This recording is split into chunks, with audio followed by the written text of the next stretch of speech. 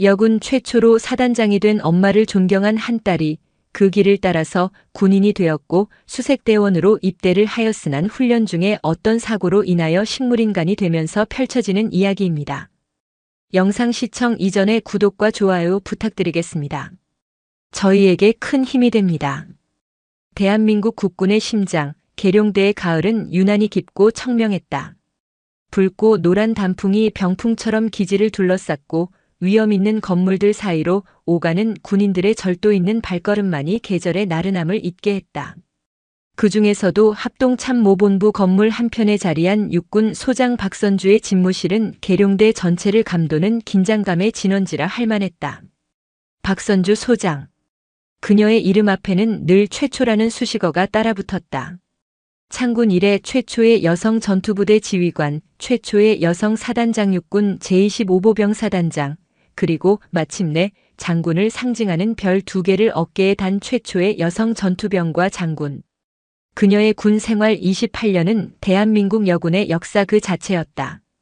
젓갈색 원목으로 꾸며진 넓은 집무실, 그 중앙에 놓인 거대한 책상에 앉은 박선주의 자세는 한치의 흐트러짐도 없었다. 팽팽하게 다려진 전투복, 반듯하게 정리된 서류, 그리고 그 모든 것을 내려다보는 그녀의 서늘한 눈빛은 강철의 여인이 독사라는 별명을 증명하는 듯했다. 지금 그녀는 모니터에 떠있는 위성사진과 각종 첩보들을 분석하며 북한군의 동계 훈련 준비 동향에 대한 최종 보고서를 검토하는 중이었다. 북한군 사군단의 기만 전술 가능성은 여전히 유효한가? 낮고 힘있는 목소리가 울리자 맞은편에 부동자세로 서 있던 윤지원 대위가 즉각 대답했다. 네, 그렇습니다. 장군님.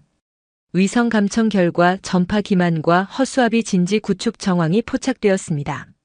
실제 주력 부대의 이동은 후방에서 은밀히 진행 중일 가능성이 높습니다. 윤 대위는 박선주가 사단장 시절부터 발탁해 줄 곳 곁에 둔 수석 부관이었다. 그녀는 박선주를 존경했고 박선주는 그런 윤 대위를 신뢰했다. 알겠다. 보고서 최종 검토 후 합참의장께 직보하겠다.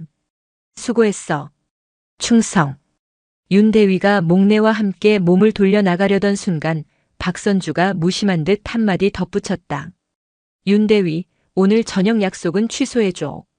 보고서 마무리하려면 늦을 것 같다. 알겠습니다. 혹시 따님과 통화는 하셨습니까? 오늘이. 윤 대위의 말이 채 끝나기도 전에 박선주의 시선이 서류에서 그녀에게로 향했다.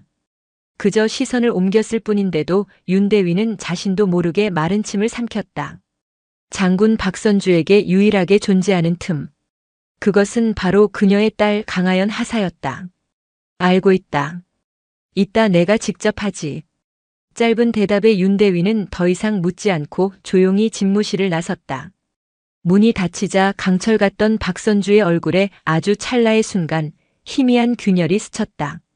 그녀는 책상 한편에 놓인 작은 액자를 들어 올렸다. 액자 속에는 자신과 꼭 닮은, 그러나 자신보다 훨씬 더 환하게 웃고 있는 젊은 여군이 있었다. 바로 그녀의 딸 육군 제25보병사단 수색대대 소속 강하연 하사. 사진 속 하연은 위장크림을 바른 채 늠름하게 경례를 하고 있었다. 하지만 그 눈빛만은 어릴 적 엄마의 장군 모자를 삐딱하게 쓰고 엄마처럼 멋진 군인이 될 거예요. 라고 외치던 당찬 소녀의 모습 그대로였다. 오늘은 딸 하연의 24번째 생일이었다. 이혼 후 홀로 딸을 키우며 그녀는 늘 하연에게 미안함을 안고 살았다. 평범한 엄마들처럼 살갑게 챙겨주지 못했고 운동회나 졸업식 한 번 제대로 참석하지 못했다. 군인이라는 숙명은 그녀에게서 어머니로서의 시간을 앗아갔다. 하지만 하연은 단 한 번도 불평하지 않았다. 오히려 그런 엄마를 자랑스러워했다. 그리고 보란듯이 엄마가 한때 지휘했던 바로 그 비룡부대 25사단에 그것도 가장 험하다는 수색대대에 자원입대했다. 엄마의 뒤를 따르겠다는 딸의 선택이 자랑스러우면서도 한편으로는 가슴 한구석이 서늘했다. 자신이 걸어온 길이 얼마나 험하고 외로운 길인지 알기에 딸만큼은 다른 삶을 살길 바랐던 이기적인 마음도 있었다. 생일 축하한다, 내 딸. 임무 끝나면 꼭 전화하렴. 박선주는 액자를 조용히 내려놓고 다시 보고서에 집중하려 애썼다. 감상에 젖어 있을 시간이 없었다. 대한민국의 안보가 그녀의 어깨에 달려 있었다. 그녀는 다시 소장 박선주로 돌아왔다. 얼마나 시간이 흘렀을까? 창밖은 이미 짙은 어둠에 잠겨 있었다. 시계는 저녁 8시를 가리키고 있었다. 그때 집무실의 붉은색 직통 전화기가 날카로운 소리를 내며 울리기 시작했다. 일반 전화가 아닌 합참의장이나 각군 사령관 등 최상급 지휘관과의 통화를 위한 비상 전화였다. 이 시간에 무슨 일이지? 박선주는 미간을 찌푸리며 수화기를 들었다. 충성. 소장 박선주입니다. 수화기 너머에서는 뜻밖의 목소리가 들려왔다. 육군 제25보 병사단장 최정훈 소장이었다. 그는 박선주의 육사 이기수 후배이자 그녀의 뒤를 이어 25사단장으로 부임한 인물이었다. 선배님 접니다. 최정훈입니다. 목소리는 다급했고 미세하게 떨리고 있었다. 평소에 그답지 않은 모습이었다. 불길한 예감이 박선주의 등줄기를 타고 흘렀다. 최 소장 무슨 일인가? 자네 목소리가 왜 그런가? 선배님 드릴 말씀이 있습니다. 침착하게 들으셔야 합니다. 심장이 쿵 하고 내려앉았다. 세상의 모든 소음이 사라지고 수화기 너머의 목소리만이 그녀의 귓속을 파고들었다. 오늘 오후 16시경 25사단 수색대대에서 훈련 중 사고가 있었습니다. 강하연 하사가 실족하여 머리를 크게 다쳤습니다. 박선주의 손에서 힘이 빠져나가며 검토하던 보고서가 바닥으로 쏟아졌다. 종이들이 어지럽게 흩날렸지만 그녀의 눈에는 아무것도 보이지 않았다. 귓가에는 강하연 하사라는 이름만이 메아리처럼 울렸다. 최 소장의 목소리가 계속 이어졌다. 즉시 군단 의무대로 후송했으나 상태가 위중하여 현재 국군 수도병원으로 긴급 이송 중입니다. 선배님 죄송합니다. 상태가 어떤가? 간신히 뱉어낸 목소리는 그녀 자신의 것이 아닌 것처럼 갈라져 나왔다. 의식불명입니다. 그 말을 끝으로 박선주의 머릿속은 새하얗게 비워졌다. 이성, 판단력, 장군으로서의 위엄, 그 모든 것이 산산조각 났다. 그녀의 안에서 오직 하나의 본능만이 거대한 불길처럼 타오르기 시작했다. 어머니라는 이름의 본능이었다. 윤대위. 집무실 문을 박차고 들어올 듯한 고함에 복도에 대기하고 있던 윤지원 대위가 황급히 뛰어들어왔다. 그녀는 평생 한 번도 본 적 없는 박선주의 얼굴을 보고 숨을 멈췄다. 분노와 슬픔 그리고 알 수 없는 광기마저 서려 있는 얼굴이었다. 당장 가장 빠른 헬기 수배해. 목적지는 국군 수도병원이다. 네. 장군님 지금. 명령이다. 서슬퍼런 외침에 윤대위는 경직된 채로 경례를 붙였다. 충성. 알겠습니다. 박선주는 책상 위에 딸의 사진을 거칠게 움켜쥐었다. 차갑게 식어버린 액자의 감촉이 그녀의 손바닥을 파고들었다. 그녀의 눈은 더 이상 계룡대를 향해 있지 않았다. 오직 의식불명의 딸이 있다는 성남 국군 수도병원만을 향하고 있었다. 고요했던 그녀의 세계에 거대한 균열이 생겼다. 그리고 그 균열 속에서 누구도 예상치 못했던 분노의 화신이 깨어나고 있었다. 같은 날 밤 경기도 양주시 육군 제25보 병사단 수색대대. 어둠이 내린 비룡부대 수색대대 연병장은 무거운 침묵에 잠겨 있었다. 낮 동안의 소라는 온데간데 없고 간간히 불어오는 차가운 밤바람만이 막사 사이를 스산하게 훑고 지나갔다. 대대장 김진태 소령은 자신의 사무실에서 초조하게 담배만 태우고 있었다. 책상 위에는 강하연 하사의 인사기록 카드와 산악급속 행군 훈련 결과 보고라는 제목의 서류가 놓여 있었다. 보고서의 내용은 간결했다. 10월 28일 16시 10분경 가막산 일대 훈련 지점에서 강하연 하사, 가파른 암벽 구간 통과 중 발을 헛디뎌 약 5m 아래로 추락. 머리에 심한 충격을 받고 의식 상실. 즉시 응급조치 후 후송. 지극히 합리적이고 군더더기 없는 보고. 하지만 김소령은 이 보고서의 글자 하나하나가 자신을 옥죄어 오는 것 같아 숨이 막혔다. 그는 담배를 지근거리며 지시겨 껐다. 젠장, 일이 너무 커졌어. 사고 직후 그는 중대장 이준혁 대위를 닥달해 모든 중대원들의 입을 단속시켰다. 강 하사는 훈련 중 불의의 사고를 당한 것이다. 그 외에 다른 말은 절대 나와서는 안 된다. 알겠나? 군대의 생리는 그에게 진실보다는 조직의 안정이 우선이라고 가르쳤다. 특히 사고를 당한 병사가 누구인가? 전임 사단장이자 현직 투스타인 박선주 소장의 딸이다. 일이 잘못 알려지기라도 하면 자신의 군 생활은 물론이고 사단 전체가 뒤집힐 수 있었다. 그때 창밖에서 심상치 않은 소리가 들려왔다. 처음에는 멀리서 들려오는 듯 했던 소리는 순식간에 거대한 굉음이 되어 대대 전체를 뒤흔들었다. 드드드드드드. UH-의육식 블랙호크 헬리콥터의 로터 블레이드가 밤 공기를 찢는 소리였다. 야간 비행 훈련인가? 하지만 비행 계획에 없던 일이었다. 김소령이 의아해하며 창밖을 내다본 순간 그의 얼굴은 하얗게 질려버렸다. 탐조등을 환하게 켠 블랙호크 한 대가 연병장 상공을 선회하더니 이내 거친 흙먼지를 일으키며 착륙을 시도하고 있었다. 군용 헬기가 그것도 허가 없이 일선대대 연병장에 직접 착륙하는 것은 전시에나 있을 법한 일이었다. 뭐야? 어떤 놈이야? 김소령이 욕설을 내뱉으며 사무실을 뛰쳐나갔다. 당직 사관과 불침번들이 어쩔 줄 모르고 우왕좌왕하는 사이 헬기의 육중한 동체가 연병장 중앙에 내려앉았다. 맹렬한 바람이 사방으로 휘몰아쳤다. 그리고 연문이 열리며 누군가가 모습을 드러냈다. 헬기 내부의 역광을 등지고 서 있어 처음에는 실루엣만 보였다. 하지만 그 압도적인 존재감만으로도 김소령은 숨을 쉴 수 없었다.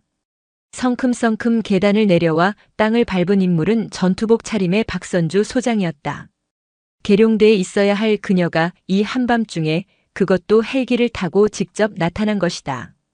머리는 흐트러져 있었고 평소의 냉철함은 온데간데 없었다. 대신 그 자리에는 모든 것을 불태워버릴 듯한 이글거리는 분노가 자리 잡고 있었다. 사단장 아니 장군님, 어인 일이십니까? 김소령이 황급히 달려가 경례를 붙였다. 하지만 박선주는 그를 거들떠보지도 않았다. 그녀의 시선은 김소령 너머 어둠 속의 도열한 막사들을 꿰뚫고 있었다. 대대장 김진태 소령. 얼음장처럼 차가운 목소리였다. 네. 장군님. 내 딸 강하연 하사에게 무슨 짓을 한 거지? 그녀는 더 이상 군대의 공식적인 상급자가 아니었다. 딸의 생사를 확인하기 위해 지옥에서라도 달려온 어미 그 자체였다. 그것은 보고 드린 바와 같이 훈련 중 불의의 사고. 김소령이 말을 더듬으며 변명하려던 순간 박선주의 손이 번개처럼 그의 멱살을 움켜쥐었다. 건장한 체구의 소령이 종이장처럼 끌려갔다. 주변에 있던 모든 장병들이 경악하며 얼어붙었다. 내 놈 눈에는 내가 아직도 군복 입은 장군으로 보이나? 박선주의 눈에서 불꽃이 튀었다. 다시 묻겠다. 내 딸에게 무슨 짓을 했지? 누가 어떻게 왜? 고함 소리는 헬기 소음을 뚫고 밤하늘에 울려 퍼졌다. 그녀의 소나기에서 김소령은 공포에 질려 버둥거렸다. 그때 소란을 듣고 달려온 사단장 최정훈 소장이 다급하게 그녀를 말렸다. 선배님, 진정하십시오. 여기서 이러시면 안 됩니다. 박선주는 그제야 김소령의 멱살을 놓아주었다. 김소령은 바닥에 주저앉아 거친 기침을 내뱉었다. 최 소장이 박선주의 앞을 막아서며 애원하듯 말했다. 선배님, 저도 참담한 심정입니다.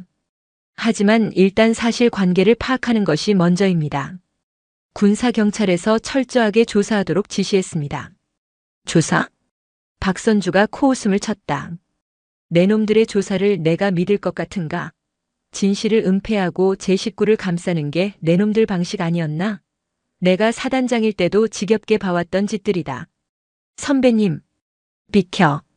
박선주는 최 소장을 밀치고 막사를 향해 걸어갔다.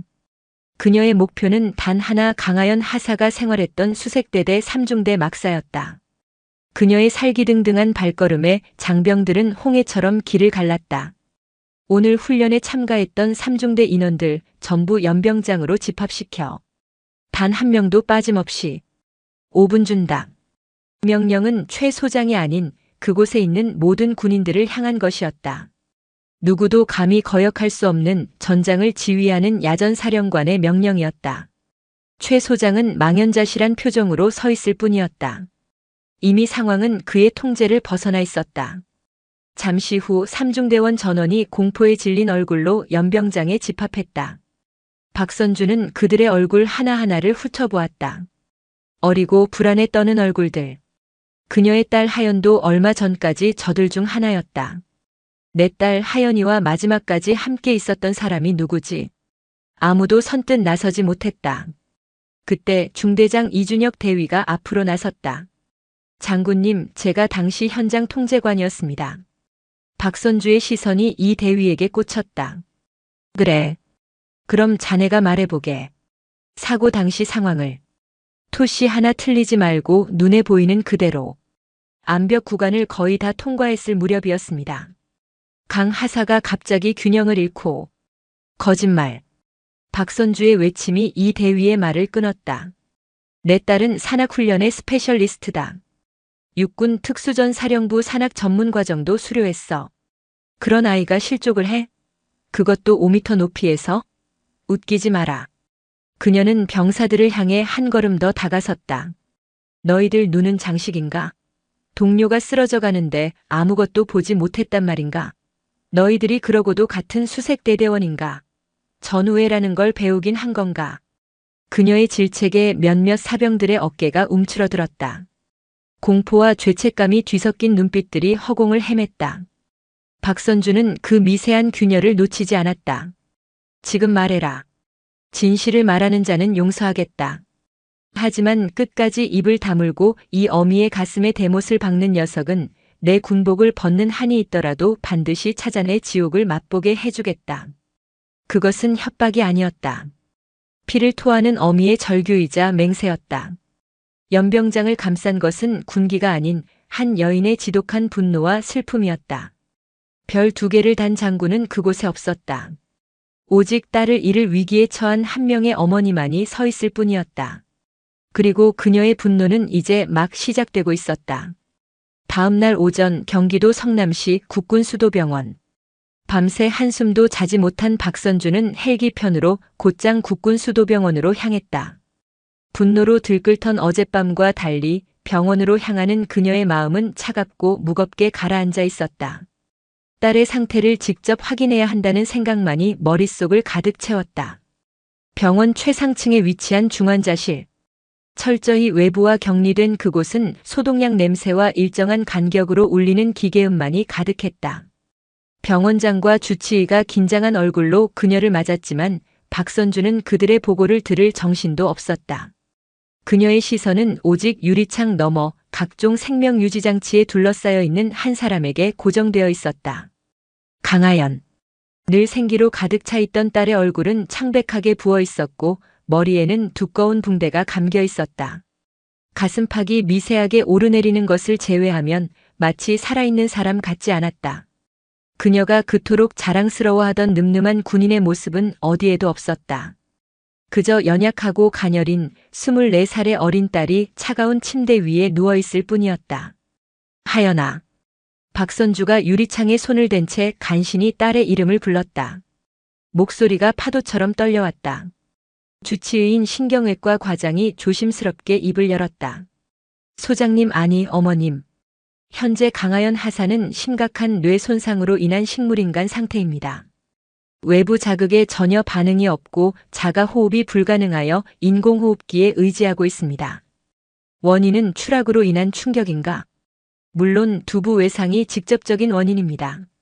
하지만 저희가 이해하기 힘든 부분이 몇 가지 있습니다. 주치의는 차트를 넘기며 설명했다. 첫째, 추락으로 인한 골절은 두개골 함몰 외에는 발견되지 않았습니다. 5m 높이에서 떨어졌다면 보통 팔이나 다리 등 다른 부위에도 심각한 골절이 동반되기 마련입니다.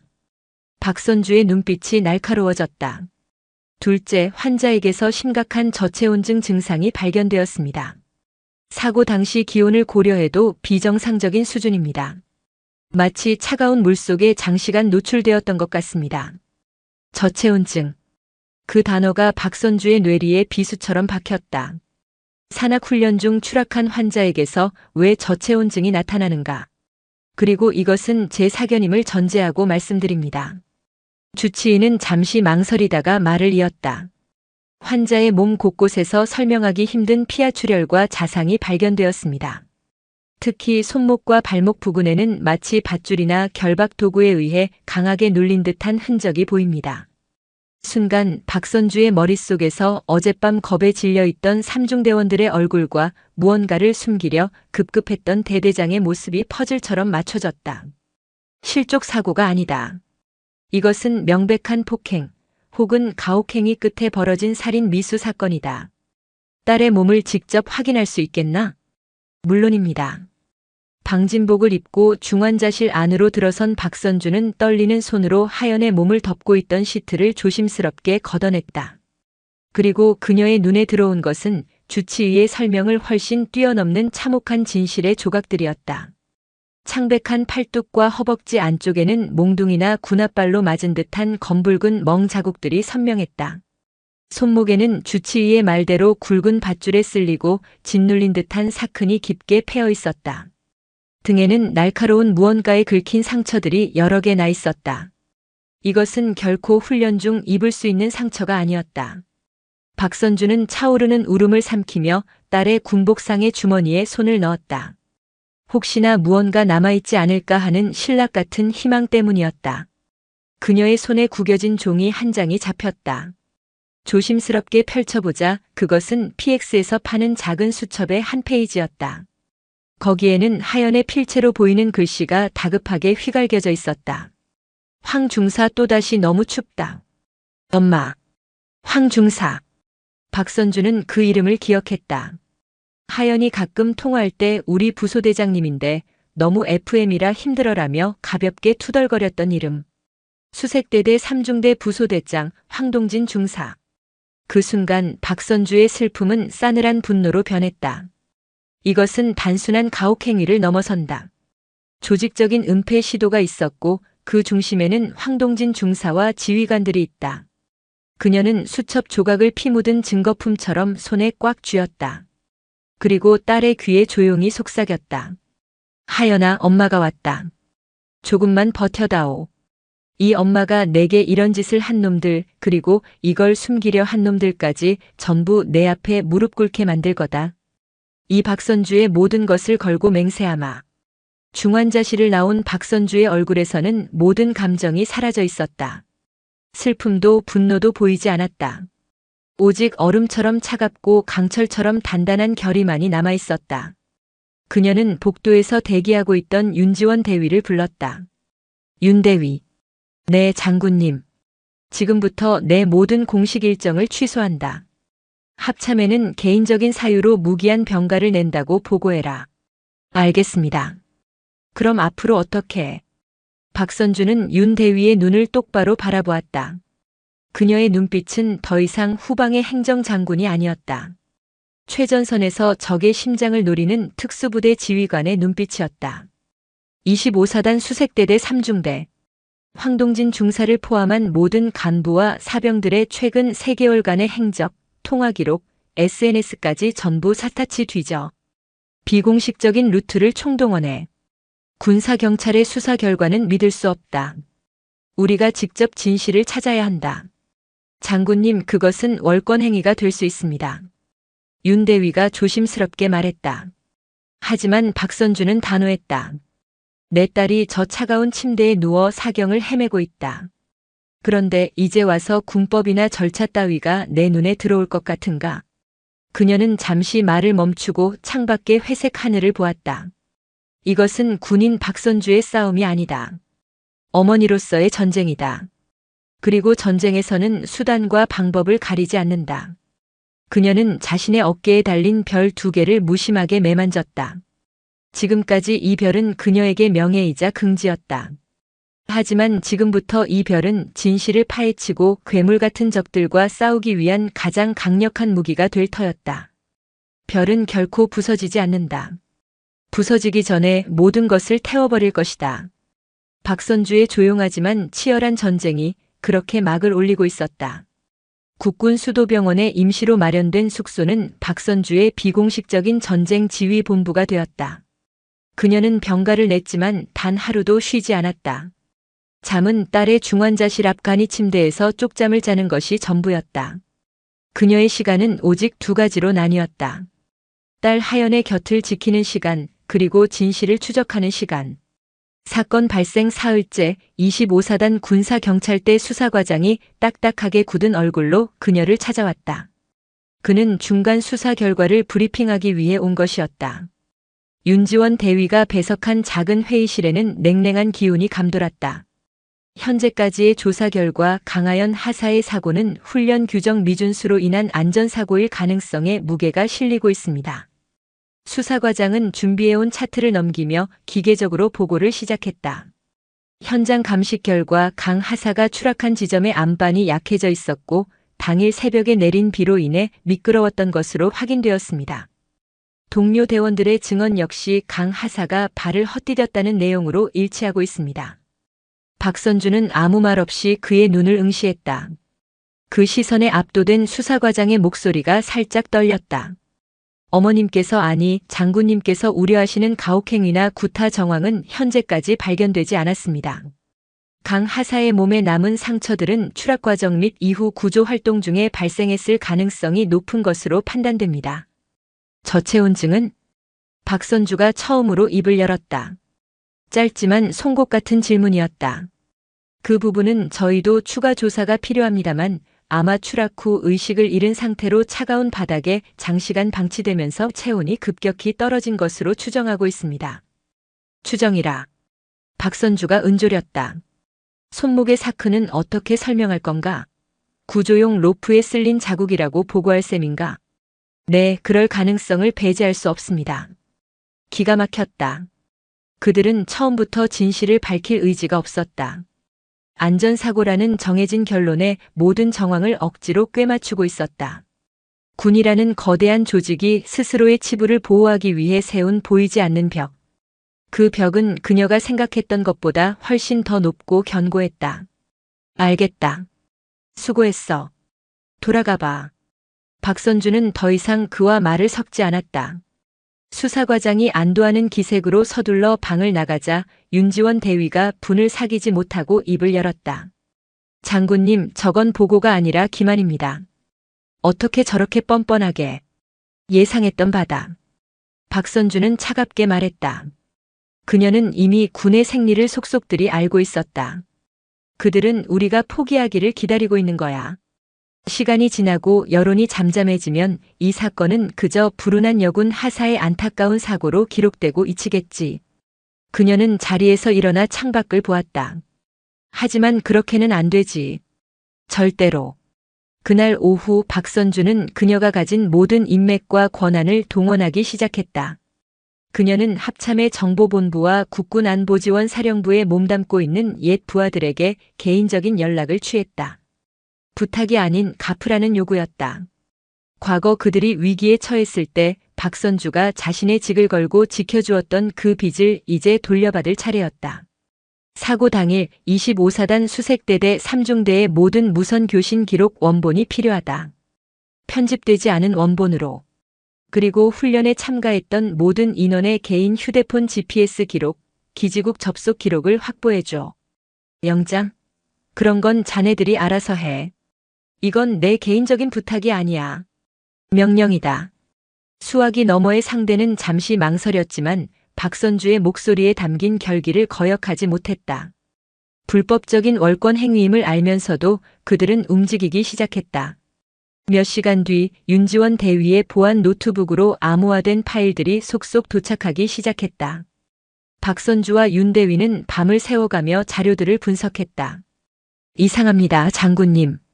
윤 대위가 교신 기록과 공식 보고서를 대조하며 미간을 찌푸렸다. 공식 보고서에는 강 하사 추락 발견 시각이 16시 10분, 대대 의무대로의 후속 요청 교신이 16시 15분으로 되어 있습니다. 하지만 실제 교신 기록 원본을 보면 최초로 환자 발생을 알리는 다급한 교신이 있었던 시각은 15시 20분입니다. 무려 50분의 차이. 그 50분 동안 그들은 무엇을 한 걸까요? 박선주의 눈이 번뜩였다. 사고를 수습하려 했겠지. 의무병을 부르기 전에 자신들의 범죄 흔적을 지우려고 발악했을 것이다. GPS 기록은 더 충격적인 사실을 보여주었다. 사고가 발생했다는 암벽 지점과 별개로 3중대 인원 대부분의 GPS 신호가 훈련 경로를 벗어난 깊은 계곡의 한 지점에서 약 1시간가량 머물러 있었다. 공식 훈련 계획에는 존재하지 않는 장소였다. 이곳이다. 박선주가 지도의 한 점을 손가락으로 가리켰다. 인적이 드문 계곡의 후미진 곳. 위성 사진으로 봐도 작은 웅덩이 같은 것이 보였다. 하연이가 말한 황동진 중사 그자의 인사기록을 다시 확인해봐.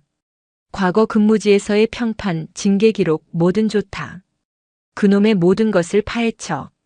윤 대위가 즉시 안보지원사를 통해 황동진 중사의 신상 정보를 긁어 모았다. 서류상으로 그는 흠잡을 데 없는 모범 군인이었다. 특급 전사 휘장은 물론 각종 훈련에서 우수한 성적을 거둔 기록이 빼곡했다. 하지만 비공식적인 루트로 수집된 동료들의 평판은 전혀 달랐다.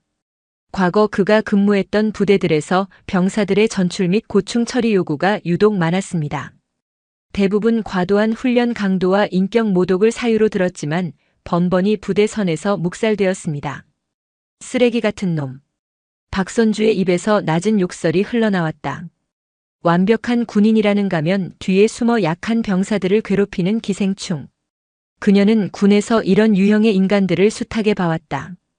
보이지 않는 벽은 서서히 그 실체를 드러내고 있었다. 그것은 단순히 몇몇 지휘관의 잘못된 판단이 아니었다. 침묵으로 범죄를 방조하고 좋은 게 좋은 것이라며 진실을 외면해 온 군대 전체의 구조적인 병폐였다. 윤대위. 내일 아침 3중대원 전원과 면담을 주선해. 사고 수습에 힘쓴 노고를 치하한다는 명분으로 한 명씩 독대할 수 있도록. 알겠습니다. 박선주는 결심했다. 이 거대한 벽을 무너뜨리기 위해서는 가장 약한 곳부터 균열을 내야 한다. 공포에 질려 진실을 외면하고 있는 어린 병사들. 그들의 닫힌 입을 여는 것. 그것이 그녀의 다음 목표였다. 다음 날 박선주는 군사경찰대의 조사가 진행 중인 25사단을 다시 찾았다. 그녀의 방문 목적은 장병 위문이었다. 사고로 인해 동요하고 있을 3중대원들을 격려하고 사단장으로서 미처 챙기지 못했던 부하들을 살피겠다는 명분은 누구도 막을 수 없었다. 대대장 김진태 소령과 중대장 이준혁 대위는 사색이 된 얼굴로 그녀를 맞았다. 그들은 박선주가 병사들과 독대하겠다는 요구에 마지못해 따르면서도 미리 선수 치는 것을 잊지 않았다. 장군님, 병사들이 아직 심리적으로 매우 불안정한 상태입니다. 사고 당시의 충격 때문에 기억이 왜곡되었을 수도 있으니 부디 참고해 주십시오. 그것은 정중한 요청의 형식을 띤 명백한 협박이었다. 우리 애들한테 헛소리하지 말라는 뜻이었다. 박선주는 그들의 의도를 꿰뚫어보며 희미하게 웃어 보였다. 그 미소에 김소령은 등골이 서늘해지는 것을 느꼈다. 면담은 대대장실 옆에 마련된 작은 상담실에서 진행되었다. 첫 번째로 들어온 병사는 분대장이었다. 그는 마치 모범 답안을 외워온 학생처럼 군사경찰에서 진술했던 내용을 토시 하나 틀리지 않고 반복했다.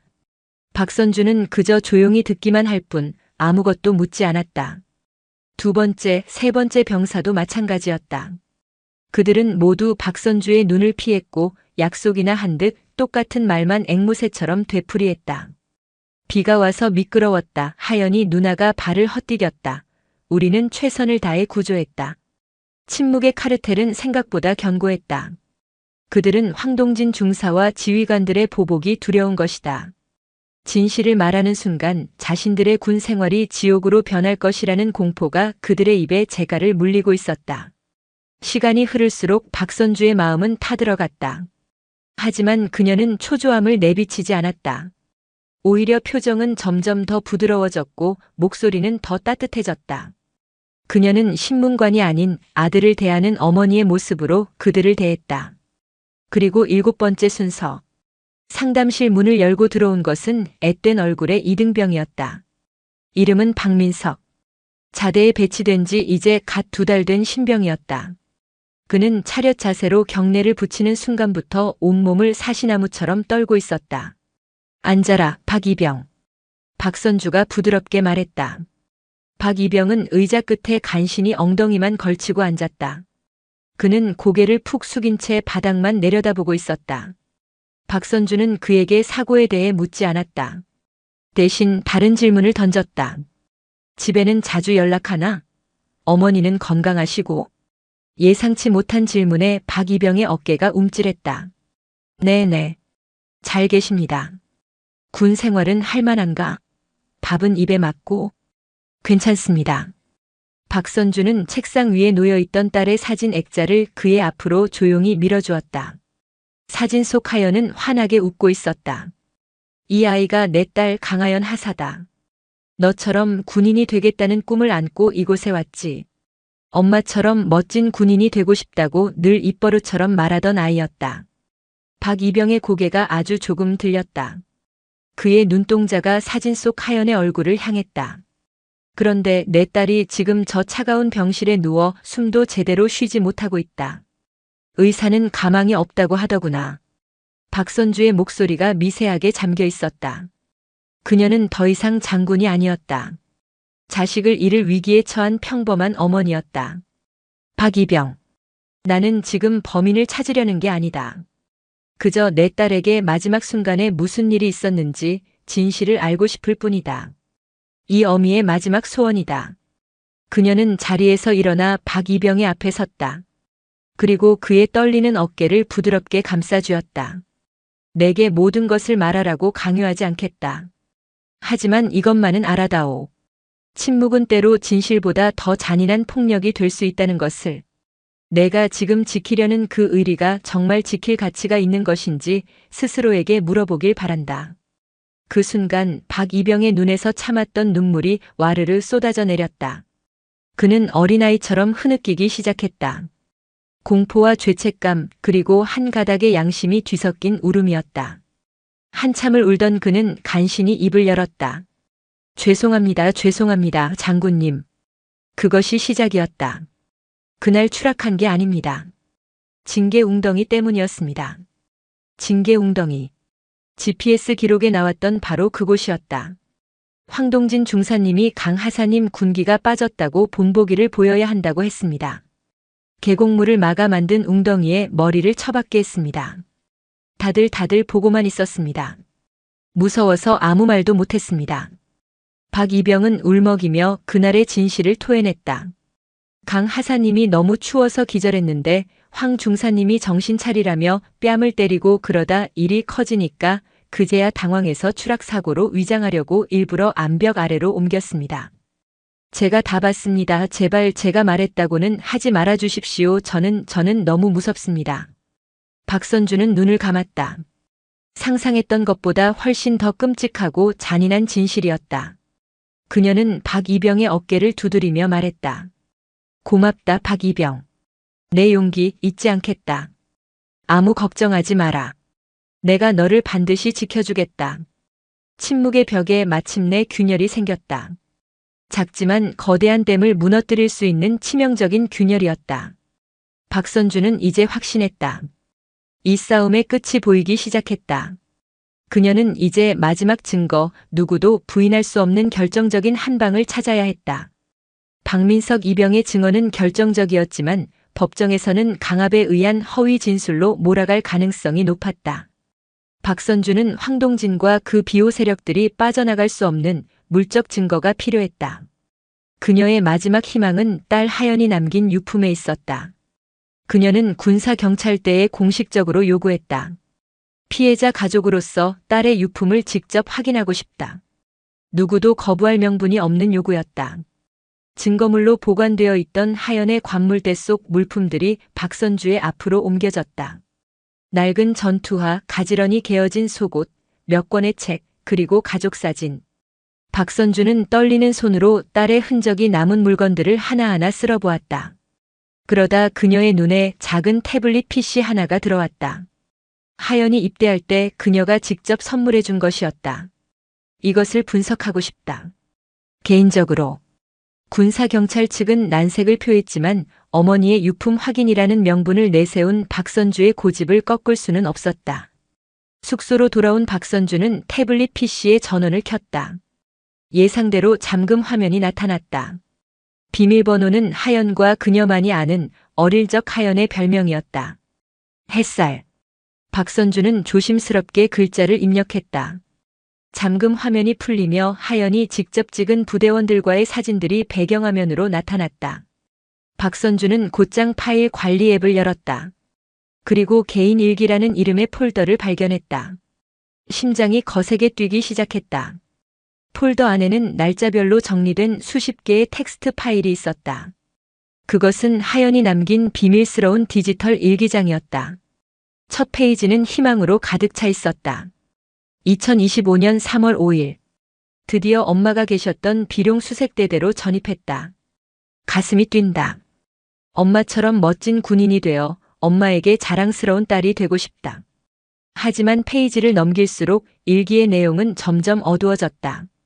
황동진 중사의 이름이 처음 등장한 것은 5월경이었다. 황동진 부소대장님이 새로 부임했다. 군기가 대단하다. 하지만 왠지 모르게 그 눈빛이 섬뜩하다. 병사들을 대하는 태도가 너무 거칠다.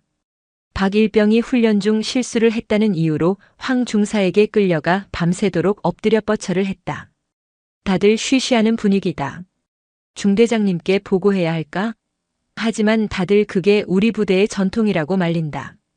일기는 하연의 고뇌와 공포 그리고 불의에 맞서려는 의지로 가득했다. 그녀는 황 중사의 가혹행위를 날짜와 시간, 장소, 피해 병사의 이름까지 구체적으로 기록하고 있었다. 그것은 단순한 일기가 아니라 범죄에 대한 고발장이었다. 그리고 마침내 사고 당일인 새벽에 작성된 마지막 일기. 어제 저녁 점호 때 황 중사가 나를 따로 불렀다. 장군 딸은 뭔가 다른가 했더니 너도 똑같구나. 눈빛에 반항심이 가득해. 오늘 훈련 때 내가 너의 그 썩어 빠진 정신머리를 완전히 뜯어 고쳐주겠다고 했다. 너무 무섭다. 무슨 일이 생길 것만 같다. 혹시 몰라 오늘 훈련 중에는 휴대폰 녹음 기능을 계속 켜둘 생각이다. 무슨 일이 생긴다면 이게 증거가 되어주겠지. 엄마 보고 싶어요. 그리고 사랑해요. 박선주는 더 이상 글을 읽을 수 없었다. 눈물이 앞을 가렸다. 딸은 혼자서 그 모든 공포와 싸우고 있었던 것이다. 연약한 딸은 마지막 순간까지 군인으로서의 용기를 잃지 않고 자신만의 방식으로 진실을 기록하고 있었다. 휴대폰 녹음 기능. 박선주는 벌떡 일어났다. 하연의 다른 유품, 바로 그녀의 휴대폰. 그것이 모든 것을 끝낼 수 있는 스모킹건이었다. 그녀는 즉시 윤지원 대위에게 전화를 걸었다. 목소리는 분노와 슬픔으로 격렬하게 떨리고 있었다. 윤 대위, 당장 무슨 수를 써서라도 강 하사 휴대폰 확보해. 군사경찰이 분석하기 전에 우리가 먼저 손에 넣어야 한다. 장군님 진정하십시오. 이미 증거물로 넘어간 것을. 진정? 내 딸이 죽어가면서 남긴 마지막 증거다. 훔쳐서라도 가져와. 이건 명령이야. 디지털 속에 남겨진 딸의 유령 같은 목소리. 그것은 이제 더 이상 침묵하지 않을 것이다. 박선주는 딸이 남긴 마지막 무기를 손에 쥐고 괴물의 심장을 향해 돌진할 준비를 마쳤다. 전쟁의 국면은 완전히 바뀌었다. 이제는 반격의 시간이었다. 박선주의 명령은 얼음처럼 차갑고 단호했다. 윤지원 대위는 잠시 망설였지만 상관의 눈에 서린 비장함을 보고는 이내 마음을 굳혔다. 이것은 더 이상 군법이나 절차를 따질 문제가 아니었다. 정의를 위한 전쟁이었고 전쟁에서는 때로 기만 작전이 필요했다. 윤 대위는 그녀가 가진 모든 인맥과 기지를 동원했다. 그녀는 25사단 군사경찰대에서 증거물 분석을 담당하고 있는 후배 장교에게 연락했다. 박선주 장군님의 직접 지시다. 따님의 휴대폰에 가족으로서 보관해야 할 개인적인 사진과 데이터가 많아 공식 분석 전에 백업을 원하신다. 보안을 위해 내가 직접 가서 수령하겠다. 장군의 직접 지시라는 말에 후배 장교는 감히 토를 달지 못했다. 군에서 별 2개의 무게는 그 어떤 영장보다도 무거웠다. 다음 날 아침 윤 대위는 개인정보 보호라는 명분 아래 하연의 휴대폰을 합법적인 절차처럼 위장하여 손에 넣는 데 성공했다. 병원 숙소로 돌아온 윤대위는 떨리는 손으로 휴대폰을 박선주에게 건넸다. 박선주는 딸의 마지막 온기가 남아있는 듯한 차가운 기기를 받아들고 마지막 일기장에 적혀있던 대로 녹음 파일 앱을 열었다. 가장 최근 날짜의 파일. 재생 버튼을 누르자 지옥의 소리가 흘러나왔다. 처음에는 거친 바람소리와 훈련 중인 병사들의 숨소리만 들렸다. 그러다 갑자기 황동진 중사의 목소리가 날카롭게 파고들었다. 강하연 이리 와. 장군 딸이라서 대우해주니까 여기가 내 놀이터인 줄 아나? 아닙니다. 아니긴 뭐가 아니야. 눈빛부터 썩었어. 오늘 내 동기들 앞에서 본보기를 보여주마. 비룡 정신이 뭔지 내 뼛속까지 새겨주지. 잠시 후 첨벙하는 소리와 함께 하연의 고통스러운 비명이 들렸다. 차가운 물에 처박히는 소리였다. 악, 차갑습니다. 추워. 정신이 번쩍 들지. 이게 바로 징계웅덩이다. 내 그 잘난 엄마한테는 없는 우리 부대만의 특별한 전통이지. 자, 다시 한번 머리 박아. 하연의 애원과 기침소리, 물에 잠기는 소리가 반복되었다. 주변의 다른 병사들은 겁에 질려 아무 말도 하지 못했다. 오직 황동진의 욕설과 조롱 섞인 웃음소리만이 녹음 파일을 가득 채웠다. 하나, 둘, 강하연, 숨 쉬고 싶으면 똑바로 해라. 셋. 그리고 마침내 컥 하는 소리와 함께 하연의 숨소리가 끊겼다. 이어지는 것은 쿵 하는 둔탁한 소리와 황동진의 당황한 목소리였다. 야야. 강하연. 정신 차려. 중사님. 숨을 안 쉽니다. 젠장. 야, 너희들. 다들 입 닥쳐. 얘는 그냥 훈련하다가 발을 헛디뎌서 구른 거야. 알았어? 구급차 부르기 전에 빨리 현장부터 정리해. 박선주는 눈을 감은 채 녹음 파일을 끝까지 들었다. 눈물은 흐르지 않았다.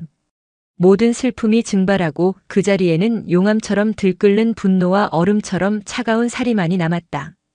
윤대위는 하얗게 질린 얼굴로 입술을 깨물고 있었다. 이제 모든 증거는 갖춰졌다. 박선주는 괴물의 심장을 직접 찌르기로 결심했다. 그녀는 김진태 대대장에게 연락했다. 오늘 저녁 황동진 중사와 단둘이 면담을 하고 싶다. 누구의 방해도 받지 않는 조용한 장소로 준비해라. 저녁이 되자 박선주는 약속된 장소인 부대 내의 낡은 창고로 향했다. 안에는 낡은 책상과 의자 2개만 덩그러니 놓여 있었다. 잠시 후 황동진 중사가 문을 열고 들어왔다. 그는 여전히 자신이 무엇 때문에 불려왔는지 모르는 듯 오만하고 당당한 태도였다. 충성. 부르셨습니까, 장군님? 박선주는 대답 대신 손에 들고 있던 휴대폰의 재생 버튼을 눌렀다. 창고 안에는 낮에 들었던 지옥의 소리가 다시 울려 퍼졌다. 강하연, 이리 와. 오늘 내 뼛속까지 새겨주지. 황동진의 얼굴이 순식간에 잿빛으로 변했다. 그의 동공이 공포로 흔들리기 시작했다. 그는 본능적으로 뒷걸음질 쳤다. 이게 무슨... 내 목소리가 아주 잘 들리는구나, 황 중사. 박선주가 자리에서 천천히 일어났다. 그녀의 모습은 자애로운 어머니가 아니었다. 적의 목을 베기 직전의 장수였다. 내 딸에게 비룡 정신을 새겨주겠다고. 내 놈이 말하는 비룡 정신이 약한 병사를 물에 처박고 고문하는 거였나? 오해십니다. 그건 그냥 훈련의 일환으로. 훈련? 박선주가 그의 말을 끊었다. 내 딸이 남긴 일기장에는 내 놈의 훈련이 아주 상세하게 기록되어 있더군. 지난 6개월간 내 놈이 저지른 모든 가혹행위가. 날짜와 시간, 장소까지 정확하게. 그녀는 책상 위로 하연의 일기장을 복사한 서류 뭉치를 던졌다. 황동진은 창백해진 얼굴로 서류를 내려다보았다. 박민석 이병의 증언도 확보했다. 내 놈이 어떻게 증거를 인멸하고 추락사고로 위장했는지 그 모든 것을. 황동진의 다리가 후들거리기 시작했다. 그는 완전히 코너에 몰렸다. 그의 모범 군인이라는 가면은 산산조각이 났다. 장군님, 한 번만 용서해 주십시오. 저도 모르게 그만 실수를. 그가 무릎을 꿇고 애원하려던 순간 박선주가 나직하게 말했다. 용서는 내 놈이 찾아가야 할 곳이 따로 있다. 내 딸이 누워있는 병실에 가서 기계의 의지에 간신히 숨만 쉬고 있는 내 딸의 발치에 엎드려 빌어라. 물론 내 딸은 내 놈의 목소리를 듣지 못하겠지만 그녀는 더 이상 그를 쳐다보지도 않고 창고를 나섰다. 황동진은 차가운 시멘트 바닥에 주저앉아 절망적으로 흐느꼈다. 괴물의 심장은 찔렸다. 하지만 박선주는 알고 있었다. 진짜 싸움은 지금부터라는 것을. 이 괴물을 키워낸 것은 바로 군대라는 거대한 몸통 그 자체였기 때문이다. 황동진 중사와의 독대 이후 25사단은 발칵 뒤집혔다. 박선주가 자신들이 은폐하려던 모든 진실을 손에 쥐고 있다는 사실이 알려지자 사단장 최정훈 소장과 대대장 김진태 소령은 패닉에 빠졌다. 사건은 더 이상 그들의 손에서 통제할 수 없는 수준을 넘어섰다. 이틀 후 박선주는 계룡대로부터 긴급 호출을 받았다. 그녀를 부른 것은 육군 참모총장이었다. 참모총장실의 무겁고 엄숙한 분위기는 박선주를 압박하기에 충분했다. 그 자리에는 최정훈 소장도 고개를 숙인 채 앉아 있었다. 참모총장은 착잡한 표정으로 입을 열었다. 박 소장, 먼저 자네 따님의 일에 대해서는 군 전체를 대표해 심심한 위로의 말을 전하네. 나 역시 자식을 키우는 아버지로서 가슴이 찢어지는 심정이야.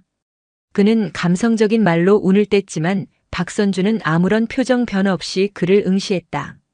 조사 결과 황동진 중사의 끔찍한 범죄 행위와 지휘관들의 은폐 시도가 모두 사실로 확인되었네. 관련된 자들은 모두 군법에 따라 엄중하게 처벌할 걸세. 이 점은 내가 약속하지. 그러고는 그는 본론을 꺼냈다. 하지만 박 소장, 자네도 군의 고위 장성으로서 잘 알지 않는가?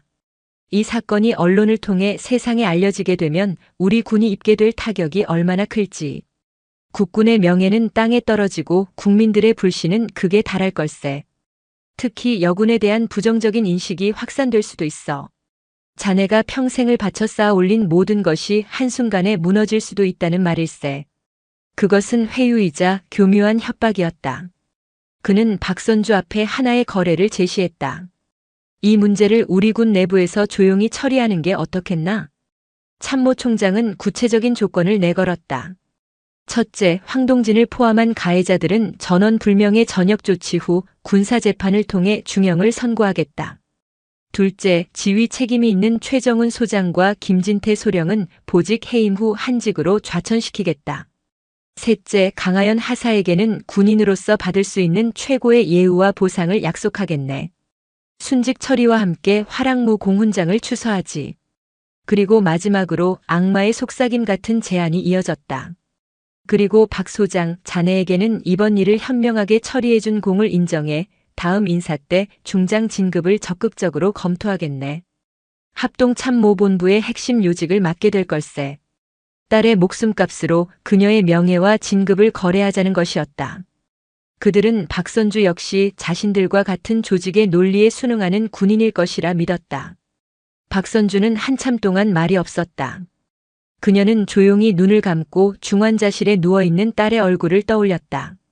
그리고 다시 눈을 떴을 때 그녀의 눈빛에는 그 어떤 미동도 없었다. 총장님. 그녀는 자리에서 일어났다. 제 딸의 목숨은 총장님과 거래할 수 있는 흥정의 대상이 아닙니다. 그녀의 목소리는 강하고 단호했다. 총장님께서 말씀하시는 군의 명예라는 것이 썩어 문드러진 환부를 붕대로 감싸고 괜찮은 척하는 것이라면 저는 그런 명예 따위는 필요 없습니다. 골마 터진 곳은 도려내야 새살이 돋는 법입니다. 그녀는 참모총장과 최정훈 소장을 차례로 둘러보았다. 저는 제 딸에게 부끄럽지 않은 엄마가 될 생각입니다. 그리고 군복을 입은 이 땅의 모든 아들, 딸들에게 부끄럽지 않은 군인이 될 생각입니다. 그녀는 허리를 굽혀 정중하게 경례를 붙였다. 이만 물러가 보겠습니다. 박선주는 뒤도 돌아보지 않고 총장실을 나섰다. 문이 닫히는 순간 참모총장의 얼굴은 분노로 일그러졌다. 그들의 마지막 회유책은 실패했다. 박선주는 그들이 내민 악마의 거래를 거부하고 가장 위험하고 외로운 길을 선택한 것이다. 이제 그녀에게 남은 선택지는 단 하나뿐이었다. 계룡대를 나선 박선주는 곧장 윤지원 대위에게 연락했다. 윤 대위, 국방부 출입 기자들에게 연락해. 내일 오전 10시 국방부 브리핑룸에서 긴급 기자회견을 열겠다고. 내가 직접 발표할 사안이 있다고 전해라. 장군님, 정말 그렇게까지 하시렵니까? 모든 것을 잃으실 수도 있습니다. 불명예 전역은 물론 군사기밀 누설 혐의로 기소될 수도 있습니다. 윤 대위가 울먹이며 말렸다. 하지만 박선주의 결심은 확고했다. 나는 이미 모든 것을 잃었다, 윤 대위. 내 딸의 웃음, 내 딸의 미래, 이제 와서 내 계급장이 무슨 소용이며 연금이 무슨 소용인가. 그녀의 목소리는 담담했다. 모든 것을 내려놓은 자의 평온함이었다. 이것이 내가 군인으로서 할 수 있는 마지막 임무다. 다음 날 오전 대한민국 국방부 브리핑룸. 수백 명의 기자들이 몰려들어 인산인해를 이뤘다. 현직 투스타 장군의 갑작스러운 단독 기자회견은 전례가 없는 일이었다. 온갖 추측이 난무하는 가운데 브리핑룸의 모든 카메라가 단상 위를 향해 있었다. 약속된 시간인 10시 정각. 브리핑룸의 연문이 열리고 박선주 소장이 모습을 드러냈다. 그녀는 한치의 흐트러짐도 없는 정복 차림이었다. 어깨 위에서는 그녀의 28년 군 생활의 결정체인 별 2개가 유난히 반짝였다. 엄청난 양의 카메라 플래시가 터졌지만 그녀는 눈 하나 깜빡하지 않고 단상으로 걸어나갔다. 그리고 마이크 앞에 섰다. 세상에서 가장 무거운 마이크였다. 자랑스러운 대한민국 국민 여러분, 그리고 동료 전우 여러분. 육군 소장 박선주입니다. 그녀는 준비해온 원고 없이 기자들의 눈을 하나하나 마주치며 입을 열었다. 그녀의 목소리는 떨리지 않았다. 저는 오늘 군인으로서의 제 모든 명예를 걸고 동시에 한 아이의 어미로서 피를 토하는 심정으로 이 자리에 섰습니다. 브리핑룸은 순간 물을 끼얹은 듯 조용해졌다.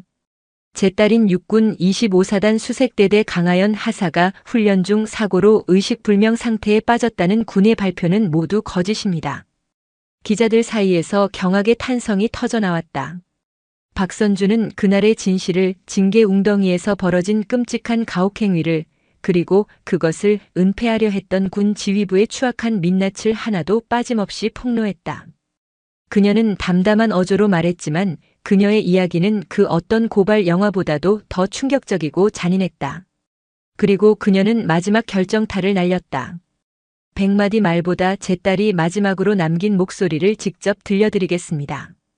그녀는 휴대폰을 마이크에 가까이 대고 녹음 파일을 재생했다. 브리핑룸 전체에, 그리고 생방송을 통해 대한민국 전역에 황동진의 욕설과 하연의 비명, 차가운 물소리가 울려 퍼졌다. 기자들은 차마 고개를 들지 못했고 몇몇은 입을 틀어막았다.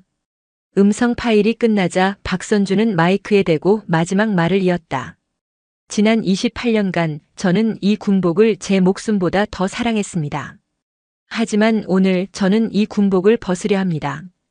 제 딸과 같은 또 다른 피해자가 나오는 것을 막기 위해, 썩어빠진 군의 환부를 도려내기 위해 이제는 군인 박선주가 아닌 어머니 박선주로서 싸우겠습니다. 그녀는 천천히 자신의 어깨에서 별 2개가 박힌 계급장을 떼어냈다. 그리고 그것을 단상 위에 조용히 내려놓았다. 한때는 그녀의 꿈이자 전부였던 별이었다. 이 사건의 진실이 명명백백히 밝혀지고 관련된 모든 책임자들이 국민의 법정에서 심판을 받을 때까지 저의 전쟁은 끝나지 않을 것입니다. 그녀는 고개를 숙여 국민들에게 마지막 경례를 붙인 뒤도 돌아보지 않고 브리핑룸을 빠져나갔다. 남겨진 기자들은 한동안 아무 말도 하지 못했다. 대한민국 전체가 거대한 충격과 분노에 휩싸였다. 한 어머니가 던진 진실의 폭탄은 그렇게 군이라는 거대한 성벽을 향해 날아가고 있었다. 이제 그 누구도, 그 무엇도 이 폭발을 막을 수는 없었다. 박선주가 단상에 자신의 계급장을 내려놓고 떠난 그 순간 대한민국은 거대한 분노와 슬픔의 소용돌이에 휩싸였다. 한 장군의 기자회견은 단순한 내부 고발을 넘어 한 어머니의 피 맺힌 절규였고, 국가의 안보를 책임지는 군의 민낯을 적나라하게 드러낸 충격적인 사건이었다. 모든 언론의 헤드라인은 장군 딸 가혹행위로 식물인간, 별을 뗀 어머니의 눈물, 살인 군대를 고발한다 등의 자극적인 제목으로 도배되었다. 인터넷 포털과 SNS는 군을 성토하는 국민들의 분노로 들끓었다. 청와대 국민청원 게시판에는 강하연 하사 사건의 진상규명과 책임자 처벌을 요구하는 청원이 올라온 지 하루 만에 100만 명 이상의 동의를 얻었다. 여론의 불길은 걷잡을 수 없이 번져나갔다. 국회는 즉각 국방위원회를 소집하여 국방부 장관과 육군참모총장을 출석시켰고 날선 질타가 쏟아졌다. 대통령은 한 점 의혹 없이 진상을 철저히 규명하고 지휘고하를 막론하고 엄중히 책임을 물으라는 특별 지시를 내렸다. 결국 군은 더 이상 사건을 은폐하거나 축소할 수 없음을 인정하고 백기를 들었다. 국방부 장관은 대국민 사과를 발표했고 육군참모총장은 모든 책임을 지고 자진 사퇴했다. 군사경찰이 아닌 국방부 직할의 특별합동수사단이 꾸려져 사건의 재조사에 착수했다. 박선주가 제출한 하연의 일기장과 녹음 파일, 그리고 양심선언을 한 박민석 이병의 증언은 결정적인 증거가 되어 수사의 급물살을 탔다. 결과는 신속하고 단호했다. 주범 황동진 중사는 살인미수 및 직권남용, 가혹행위 혐의로 구속 기소되어 군사재판 1심에서 무기징역을 선고받았다. 그는 최후 진술까지 강한 군인을 만들기 위한 훈육이었다는 궤변을 늘어놓았지만 그의 악어의 눈물에 동정심을 보이는 이는 아무도 없었다. 은폐를 주도했던 대대장 김진태 소령과 중대장 이준혁 대위 역시 범인 도피 및 직무유기 혐의로 실형을 선고받고 법정 구속되었다. 사단장 최정훈 소장은 강제 예편되었고 박선주에게 악마의 거래를 제안했던 전임 참모총장 역시 직권남용 혐의로 검찰의 조사를 받게 되었다. 침묵으로 범죄를 방조했던 3중대의 다른 간부들과 병사들 역시 정도에 따라 징계위원회에 회부되었다. 한 어머니가 시작한 외로운 전쟁은 부패한 군의 거대한 카르텔을 무너뜨리는 태풍이 되었다.